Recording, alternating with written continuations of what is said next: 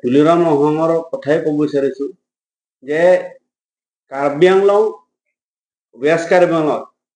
ইমানখিনি সময়লৈকে 4টা বিধান সমস্যাহে আছে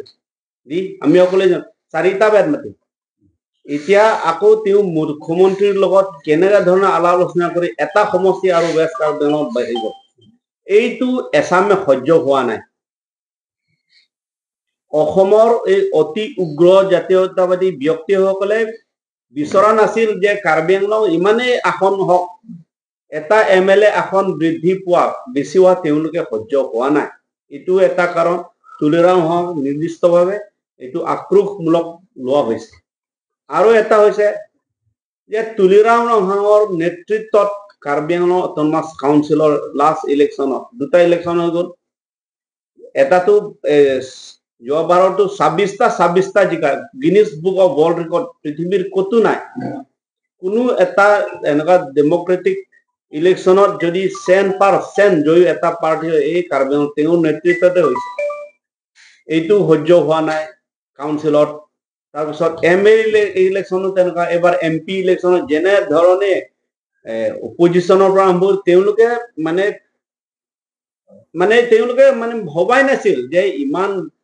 প্ৰায় 1.5 লাখৰ ওচৰা ওচৰিত যে অমৰ সিং বিজেপি কেণ্ডিডেট জয়ী হ'ব পাৰে সমীক্ষাৰ পৰা আৰম্ভ কৰি কিছুমান চেনেলত এইটো বিজেপিৰ ইয়াত জিৰো দেখুৱাইছে এইটো এটা কাৰণ আছে আৰু এটা হৈছে যে আপোনালোকে এই তুলিৰাম ৰহঙৰ নেতৃত্ব এই সৰু ঠাইখনতে কিংডংডাং আপোনালোকে যিটো দেখিছে বকুলিয়াত যিটো কৰি এইটো Guinness book of world record তেওঁৰ নেতৃত্ব যে কেনেকুৱা ধৰণে কাৰ্বি আংলঙৰ মানুহে যে এই যে হেৰি ৱৰ্ল্ড ৰেকৰ্ড কৰিলে সেইটো ভাল মনে প্ৰাণে ভাল পোৱা নাই এছামে খালি কিবা হ'লেও বোলে কাৰ্বি আংলং কিবা হ'লেতো কাৰ্বি আগতে খালি ওপৰ সেইটো হ'লে ভাল পায় কাৰ্বি আংলং বোলে হত্যা হিংসা একদম এইটো হ'লে বহুত পেপাৰ বিলাকতো ডাঙৰ হেৰি কৰে কিন্তু আজি ডেভেলপমেণ্ট অতিনি মই ক'লো এইবিলাক হ'লে তেওঁলোকে মনে প্ৰাণে নিবিচাৰে যে কাৰ্বি আংলঙৰ উন্নতি হোৱা বা উঠি অহা এইটো নিবিচাৰে গতিকে এইবিলাকৰ কাৰণে তেওঁ ইয়াৰ যিবিলাক ৰাজনৈতিক দল বুলি নিজকে প্ৰতিষ্ঠা কৰিব বিচাৰে জয়কাথাৰৰ পৰা আৰম্ভ কৰি কংগ্ৰেছ তেওঁলোকে সফল নোহোৱাৰ কাৰণে ওপৰৰ লেভেলৰ পৰা কংগ্ৰেছৰ সেই ওপৰৰ লেভেলৰ এইটো প্ৰচেষ্টাত এই হোৱা নোহোৱা অপপ্ৰচাৰবিলাক চলাই আছে এই ঘৰ বনোৱাৰ কথাই হওক এই ইডিৰ কথাই হওক আৰু যেতিয়া যিমানে নিৰ্বাচন চাপি হ'ব এইটো আমাৰ কাৰণে নতুন কথা নহয় যিমানে ইলেকশ্যন চমু চাপি আহিব ইমানেই হোৱা নোহোৱা কাহিনী সৃষ্টি কৰিব গতিকে সেইটোৱে আৰু মানে ৰাইজৰ প্ৰতিনিধিত্ব আৰু ৰাইজৰ খুব মৰম কৰা এজন লিডাৰ তেখেতক আমি পাইছোঁ আৰু সেইটো লৈ পেলাই আজিৰ দিনত কাৰ্বি আংলঙত যদি ডক্টৰ তুলিৰাম ৰহং CM ছাৰক যদি অপপ্ৰচাৰ চলাবলৈ হ'লে এটা টাৰ্গেট হিচাপে আমি দেখিবলৈ পাইছোঁ এইটো একটা কাৰণ আছে যে যোৱা MP ইলেকশ্যনৰ পিছত তাৰপিছত ৰাজনৈতিকভাৱে আমাৰ CM ছাৰে এৰা নেপেৰাকৈ কাম কৰিছে আৰু এই ৰিজাল্টটো হৈছে আজি কাৰ্বি আংলঙত বহুত এটা ডাঙৰ এটা প্ৰভাৱ হৈছে বিভিন্ন দলৰ পৰা ডাঙৰ ডাঙৰ নেতাবিলাক যোৱাকালিলৈকে নিলিপত যিটো APHLC আৰু যেতিয়া কংগ্ৰেছ দলৰ পৰা তাত যেতিয়া জইন হৈছিলে তাতো এফালে কংগ্ৰেছে CM ছাৰক প্ৰচাৰ চলাবৰ কাৰণে তেওঁলোকে প্ৰেছ মিট হৈছে আনফালে কংগ্ৰেছৰ নেতাসকলে তাতে ব্লক মণ্ডৰ কংগ্ৰেছ প্ৰেছিডেণ্ট নিজে স্বয়ং চাৰ্চিল তেৰণ তাক যোগদান হৈ পেলাই তেওঁলোকৰ নেতৃত্বত 200জনকৈ অধিক ৰাইজক লৈ আনি পেলাই জইন কৰাইছে আনফালে APHLC লিডাৰসকলে তাত 4000কৈ অধিক তাত মানুহ যোগদান হৈছে ৰেংমা আৰু কাৰ্বিবিলাক তো সেই বস্তুবিলাক লাহে লাহে আজিওতো ৰংখাঙত যোগদান কৰিব অহাকালি সিংহাসনত হ'ব 6 তাৰিখ দুৱাৰবাগৰিত হ'ব 7 তাৰিখ বৰজানত হ'ব এই যে 10 তাৰিখ কেৱল ধনচিৰি হ'ব এই গোটেই বস্তুবিলাকৰ কাৰ্বি আংলঙত এটা ৰাজনৈতিক আকৌ এবাৰ CM ডক্টৰ তুলিৰাম ৰহঙৰ নেতৃত্বত যে 5টা চিট যে জিকিব এই কথাটো খাটাং সেইকাৰণে অপপ্ৰচাৰ যোনখিনিত মানে ক'বলৈও ঠিক নহ'ব মানে অপজিশ্যন হিচাপে বুলি ক'লেও কাৰণ তেওঁলোকৰ প্ৰতিনিধিটো আজিলৈকে নাই, এতিয়া নাই, কংগ্ৰেছে হওক বা APHLCয়ে হওক। কিন্তু যোনটোখিনি তেওঁলোকে যে অভিযোগ আনিছে সেইটো মানে ভিত্তিহীন। কাৰণ এতিয়া CM ছাৰৰ একটা পইণ্ট চব কথাটো তেওঁলোকে উল্লেখ কৰিছে, একটা পইণ্ট যে কৈছে যে আমাৰ মিডিয়া বন্ধুবিলাকে কেনেধৰণে বুজি পায় বা কেনেধৰণে কৈছে দুই এজনে, তাৰমানে তেখেতক কৈছে যে এই ঘৰ যোনটোখিনি ঘৰ বনাইছে 100 কোটি বা 200 কোটিতকৈ অধিক তেনেকে এটা ঘৰ যিটো সজাইছে বুলি যিটো অভিযোগ আনিছে, চাবলৈ গ'লেতো আমাৰ CM ছাৰৰ তাত মানে লৰাই যোনটো CM ছাৰে আগত ঘৰ বনাইছিলে, আপোনালোকে গম পায়, কাৰ্বি আংলঙৰ মানুহে গম পায়, সেই ঘৰটো যেতিয়া বনাইছিলে সেইটো CM ছাৰ হোৱা নাছিলে, তেতিয়া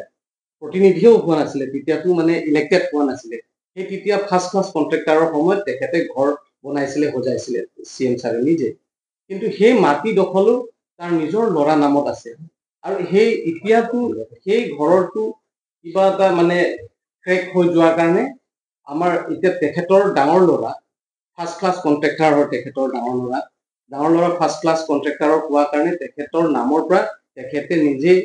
কণ্ট্ৰেক্ট কৰি পেলাই কিছুমান তেখেতে যদি মানে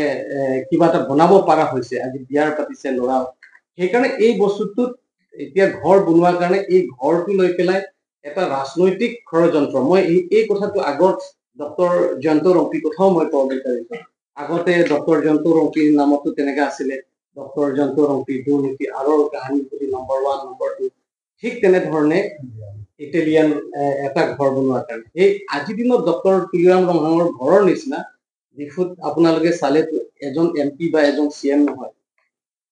এনেকুৱাও আজি দেখিবলৈ পাইছো। এই লৈ সৰু সৰু মনোভাৱ লৈ পেলাই আজি তুলিৰাম ৰংহাং ছাৰে ল'ৰাই যদি ঘৰ বনাব পাৰিছে, মই এটা জনজাতি হিচাপে মই ক'ব বিচাৰিছো, আমাকো উঠিবলৈ দিয়ক, আমাকো আগুৱাই যাবলৈ কাৰণে অলপতো আমাকো মানে উৎসাহ ল'ব দিয়ক। কিয়নো এটা ঘৰ বনোৱাৰ কাৰণে অপৰাধ নহয়, মই যদি ভাবো তেখেতৰ ল'ৰাই যদি এই ঘৰ বনাইছে, নেক্সট তেখেতৰ ল'ৰা নহয় আৰু অন্য এজনে সাহস কৰিব যে মই এটা মানে আৰু উন্নত পথত যদি যাব পাৰো বুলি সাহস কৰিবলৈ দিয়ক। যদি এনেকে ঘৰত যদি আজি গুৱাহাটী নিচিনা অসমৰ নিচিনা যদি চাবলৈ যাওঁ, বহুত ঘৰখিনি পাব, আজিও কমপ্লিট হোৱা নাই ঘৰটো। যদি কমপ্লিট হৈ যোৱাৰ পিছত কিমান ঘৰ ধুনীয়া হ'ব নহ'ব এইটো পিছৰ কথা, কিন্তু তেখেতৰ নিচিনা যদি টাৰ্গেটেড হয়, তেতিয়াহ'লে কোনোবাই যদি ঘৰ বনাব যদি বিচাৰে ভয় খাব। কিয় ভয় খাব? মানে এনেধৰণে ৰাজনৈতিক আমাৰ মানে কিবা এটা অপপ্ৰচাৰ হৈ যাব নেকি। গতিকে এইখিনি যে মানুহবিলাকৰ ডেভেলপমেণ্ট হোৱাটো যে বাধা দিয়াটো সেইটো কোনোদিনে দিব নালাগে বুলি মই ভাবো। আমি ৰিকুৱেষ্ট কৰিব পাৰো আৰু আমাৰ নতুন নতুন কাম কৰিছে যিবিলাকে, সেইবিলাকতো যাতে মানে এনেকে যাতে কৰিব পাৰো, সাহসেৰে কৰিব পাৰো, মই কৰিলেও যে মোৰ এইখিনি কাম বুলি। গতিকে এইটো যে আজি গুৱাহাটী ঘৰতো ইয়াতো CM ছাৰৰ ল'ৰা তেখেতৰ নামত আছে আৰু আমি শুনিব পোৱাটো হাইকোৰ্টত কেছ দিব বুলি আমি শুনিছো, তেখেতৰ ল'ৰাই কেছ দিব বুলি শুনিছো। আৰু আনটো হৈছে ইডি কথাটো আপোনালোকে গম পাইছে, অলৰেডি গম পাইছে। যদি ইডিয়ে হয়, ৰংপি চাহাবে ঠিকেই কৈছে, ইডি কথা যদি প্ৰমাণ থাকে আপোনালোকে প্ৰমাণটো দিব পাৰে, কিন্তু অপপ্ৰচাৰ যাতে নকৰে। আৰু আমাৰ আটাইতকৈ ডাঙৰ কথাটো হৈছে আমি গৌৰৱ অনুভৱ কৰো আমাৰ ডক্টৰ তুলিৰাম ৰংহাং CM ছাৰক, কিয়নো এনেকে এজন ব্যক্তিক আমি পালো যি ব্যক্তিয়ে আগত আমাৰ কাৰ্বি আংলঙত ডক্টৰ হিমন্ত বিশ্ব শৰ্মাৰ ছাৰৰ চিফ মিনিষ্টাৰ নোহোৱাৰ আগত বহুতখিনি চিফ মিনিষ্টাৰ হৈছে, তৰুণ গগৈৰ পৰা আদি কৰি মানে বহুত চিফ মিনিষ্টাৰ হৈছে, কিন্তু কাৰ্বি আংলঙত আহি পেলাই কাৰ্বি আংলঙৰ বিভিন্ন জাতি কেৱল কাৰ্বি নহয় দেই, কিন্তু এইবাৰ আহিছে আমাৰ লগত 27টা জাতি জনজাতি আছে, এই 27টা জাতি জনজাতিৰ লগত চিফ মিনিষ্টাৰে আলাপ আলোচনা কৰিছে, আপোনালোকৰ সুবিধা অসুবিধা কি, আপোনালোকৰ সমস্যা কি জানিব বিচাৰিছে। সেই জানি শুনিত যে আমাৰ পৰা যে কথা লৈছে, এক ৰাতি লৈ পেলাই 1 ঘণ্টা 1 মিনিটতো গেপ নাই যে তেখেতৰ কাৰো লগত বাদ পৰা নাই, যিমানখিনি লগ কৰিব চেষ্টা কৰিছে সকলো দল সংগঠনকে লগ কৰিছে। আৰু আমি আশা কৰিছো, আটাইতকৈ ডাঙৰ কথা কৈছে যে আমাৰ চিফ মিনিষ্টাৰে এটা বস্তু এই যিকোনো খবৰৰ বাবে যোগাযোগ কৰক 7099017330 লগতে 7099017110 নম্বৰত।